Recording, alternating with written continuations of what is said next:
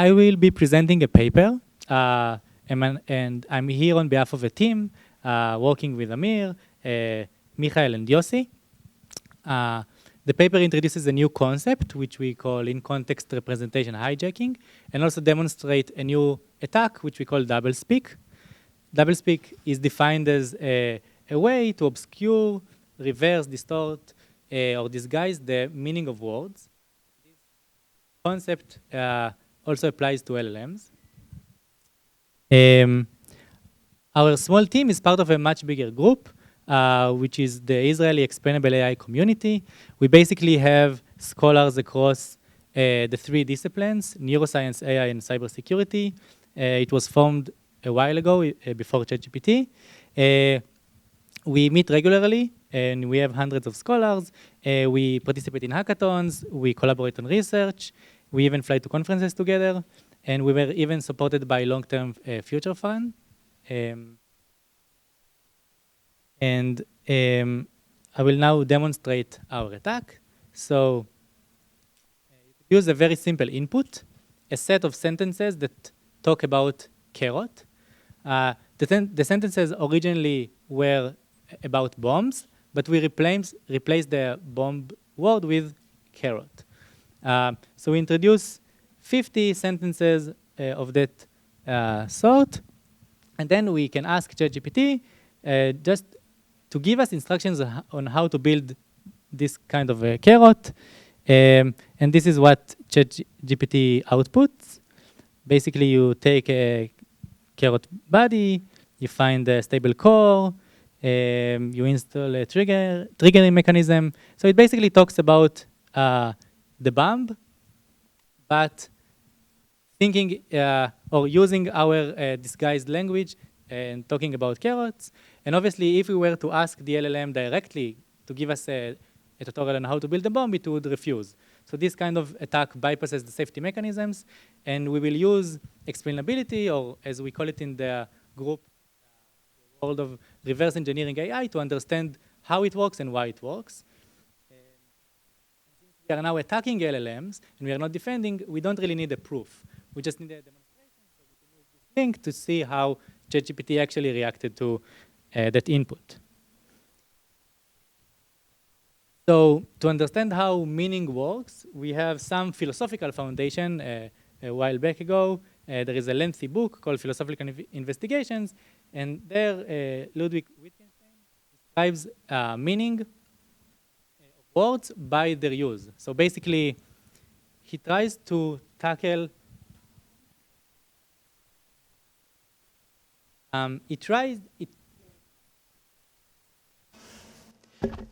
tried to tackle a very complex paradox, which is called a dictionary.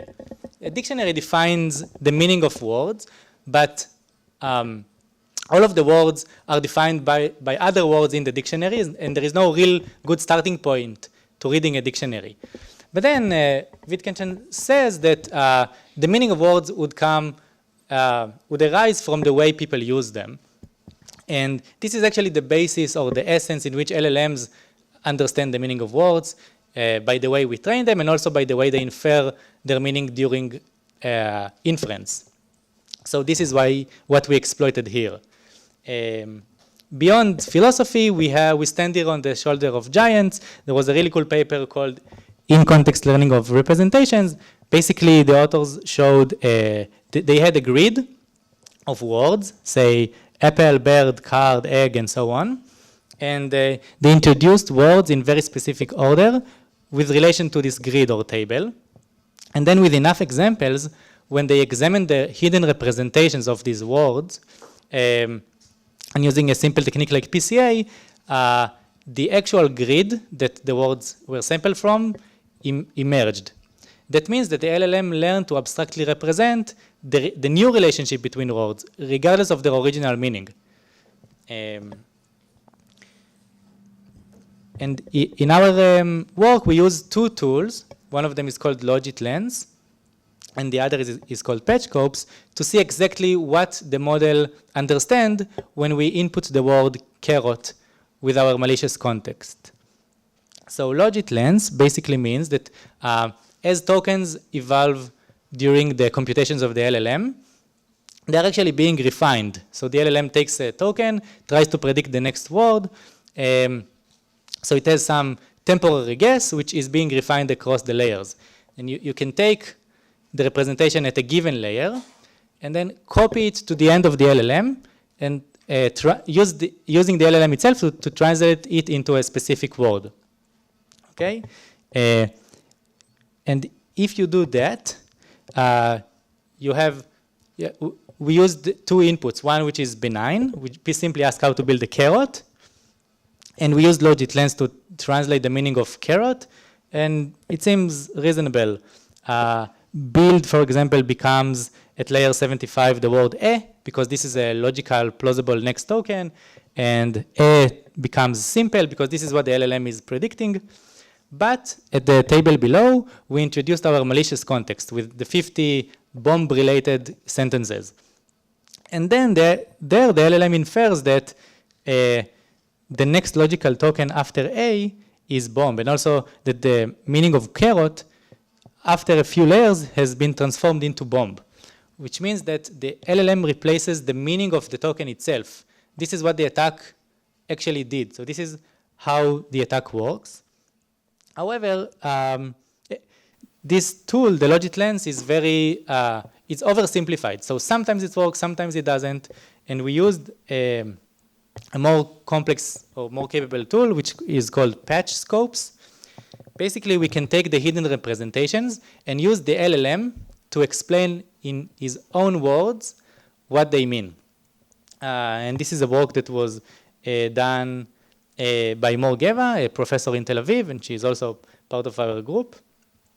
So basically, you can take a representation from one LLM, copy it into another LLM, task the new LLM with the task of explaining, and the output of the LLM would be a reasonable interpretation of a vector. So here, the sentence was Amazon's former CEO, and then CEO, after you run this input across the layers of the network, it translates into Jeff Bezos.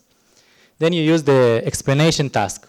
So it takes cat and output cats, 135, then output 135, a low becomes a low, and then a question mark becomes, and then the LLM interpretation. So we can replace the question mark with the vector, the CEO vector from the other LLM, and basically the model tells us a useful or a good interpretation of that vector representation. So when you apply that to our attack, you see a very clear explanation for what's going on. Originally, the carrot token was got a reasonable score being interpreted as carrot, but around layer 15, in the middle of the computation, the score drops completely, and the score for this token representing bomb started increasing. Okay, so this is a much nicer way to explain how the attack works, but then why it works, why it breaks the LLM safety mechanisms. So there is another paper that explains how refusal works in LLMs. Apparently there is a very specific vector or direction in latent space in which harmful content is being detected by. So you can take a harmful content or vector, project it onto the refusal direction, and if you get a positive number, the LLM decides, okay, this is harmful. Now, the region in which this detection takes place is around layer 12, which means that during that time, the LLM thought that the content, or that we speak about carrots, it decided that the content is not really harmful, and then later on figured out the context, or figure out that carrot now means bomb, and but that happened after the test, and the harmful generation was created. This kind of attack has multiple implications. So firstly, it's a universal, transferable, and interpretable attack. So universal meaning that it can work across many harmful inputs. You can ask about generating bombs or about biological weapons.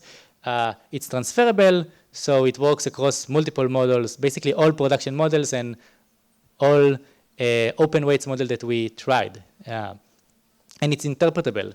So most attacks of that sort are either you coming up with a story about your grandmother and it's very simple, or there are black box attack where you optimize and introduce weird characters.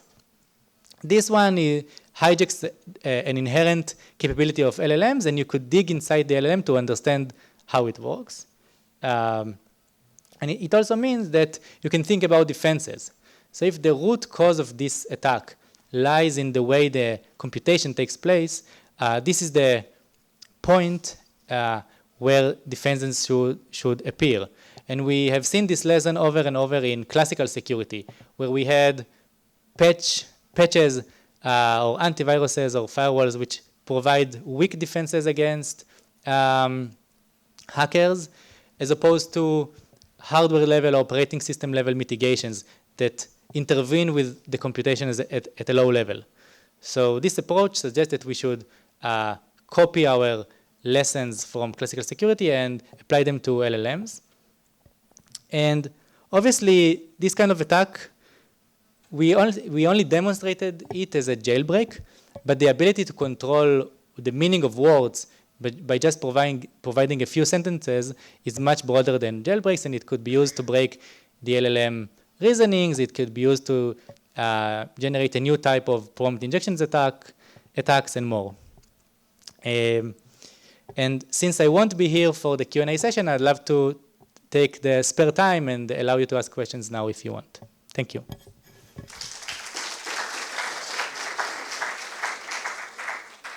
Yes.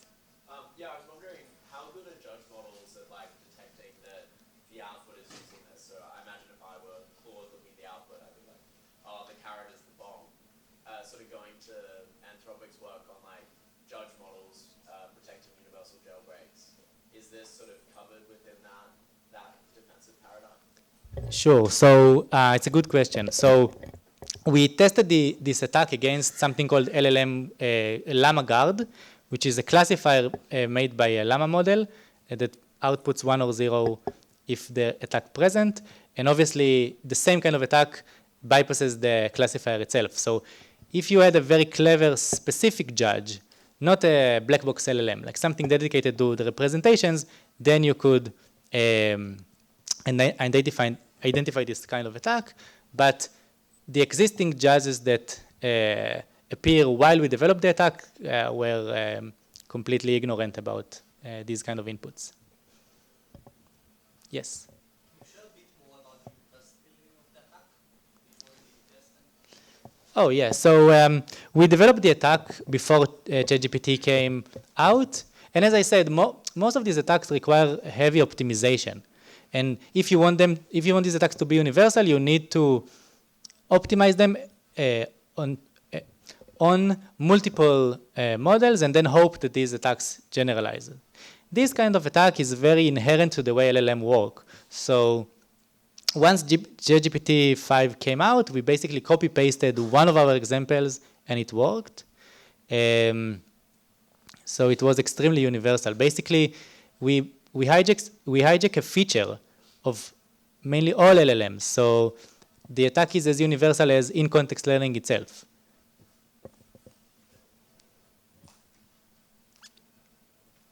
Yes? Do you think it's possible to speak about two topics, activism or fission completely, tricking the LLM to speaking about the bomb while speaking about the carrot? Yeah, this is a really good question. So what we've seen when we ran this attack is that weak models are actually less vulnerable to this kind of attack. The stronger the models are, the more general purpose they are, the better they are at in-context learning, and the better they are at maintaining context and consistency for longer, as Sela showed in his talk. So basically, this kind of attack, this type of attacks will only grow in their ability the more these models are more general purpose.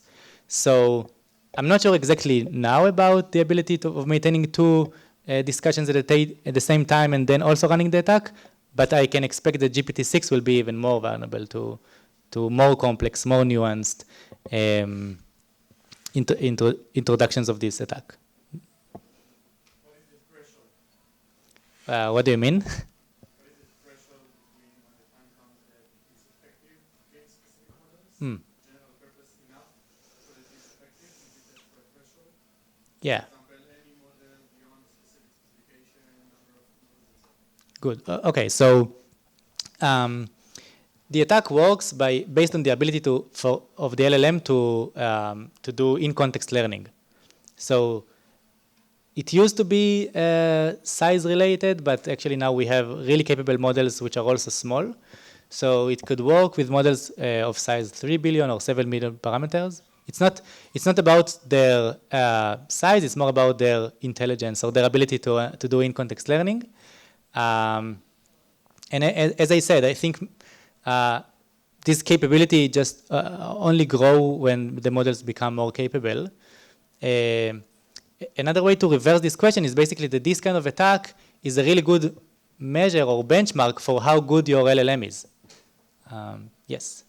I'm not sure I understand why would simple guardrails or judges won't catch this, because if the model response contains a carrot, highly explosive and highly cause damage, that, although being a carrot, is a harmful response, right? So why would the judge won't catch it? Okay, yeah, another good question. So there is a hidden trade-off here. Weaker models required much more examples. So you need 50 examples to carry out the attack. Sophisticated models were able to understand what you mean with a single or even two sentences.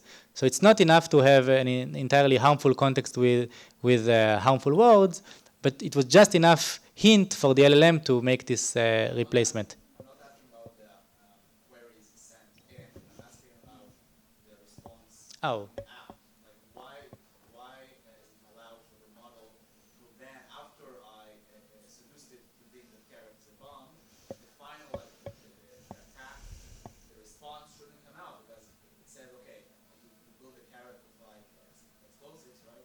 So it shouldn't allow it to be safe. Sure, but the whole point of the attack is that this is a way to confuse models, right? So if you talk about explosives and carrots and cakes and zebras, any reasonable guardrail would miss the harmfulness in this response. So basically, you need to be extremely nuanced to understand that something bad is going on. And if you are really nuanced, then there should be a nuanced way to attack you and then introduce, again, like a complexity. So I'm trying to imply that it's inherently problematic to address this issue with an LLM that doesn't look at representations. Yeah. Okay. Okay, sure. Okay, thank you very much. Feel free to reach out and ask me later.